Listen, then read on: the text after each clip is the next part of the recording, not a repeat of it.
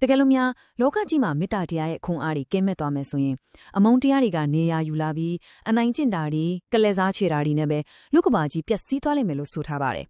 ဒီကနေ့ခေတ်မှာမြင်တွေ့နေရတဲ့အကြမ်းဖက်ဝါဒတွေပဋိပက္ခတွေဟာတခြားຢာတွေကြောင့်မဟုတ်ဘဲလူတွေရဲ့ရင်ထဲနှလုံးသားတွေမှာမေတ္တာတရားခေါင်းပါလာမှုကနေစတင်မြစ်ဖျားခံလာတာဖြစ်တယ်လို့စာသားကအခိုင်အမာထောက်ပြထားပါတယ်စာသားထဲမှာကျွန်တော်တို့လက်ရှိဖြတ်သားနေတဲ့ခေတ်ကိုကလိယုတ်လို့ထုံနှုံထားတာတွေ့ရပါတယ်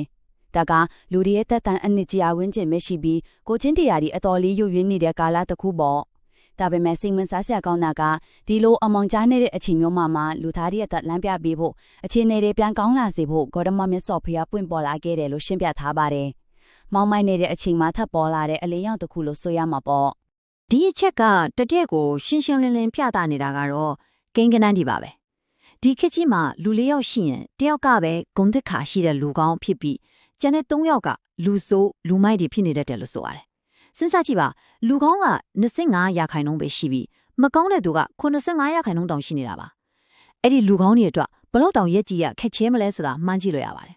ဒီတော့စောစောကပြောခဲ့တဲ့25%လူ၄ယောက်မှရှိတဲ့အဲ့ဒီတယောက်ထဲသောလူကောင်းလေးကိုကားကွယ်ဖို့ဘာသာရေးဆိုင်ရာလမ်းညွှန်မှုတွေကမရှိမဖြစ်ကိုလိုအပ်လာတာပါမြတ်စွာဘုရားပွင့်ပေါ်လာပြီးအဆုံးအမတွေပေးခဲ့တာဟာ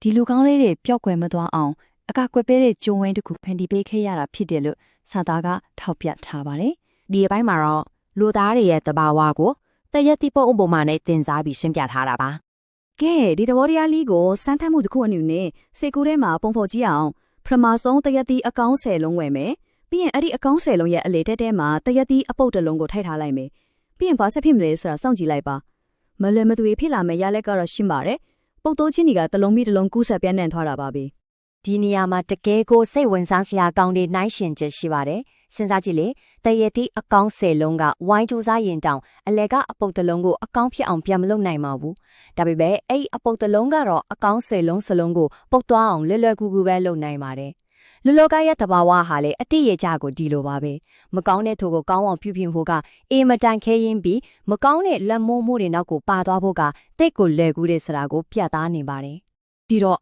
အရေးကြီးဆုံးချက်ကပါလေဆိုရင်ဒီလိုခေတ်ကြီးမှာ